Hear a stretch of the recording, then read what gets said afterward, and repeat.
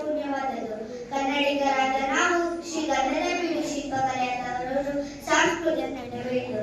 ಹಚ್ಚ ಹಸಿರಿನ ಸುಂದರವಾದ ಬೆಟ್ಟಗಳ, ಪವಿತ್ರ ನದಿಗಳ ನಾಡು ಕರುನಾಡು ಎಂದು ಕರೆಯಲ್ಪಡುವ ಕರ್ನಾಟಕದ ಕನ್ನಡ ರಾಜ್ಯೋತ್ಸವವು ಬಹಳ ಸಡಗರ, ಸಂಭ್ರಮ ಹಾಗೂ ಹೆಮ್ಮೆಯಿಂದ ಆಚರಿಸುತ್ತೇವೆ.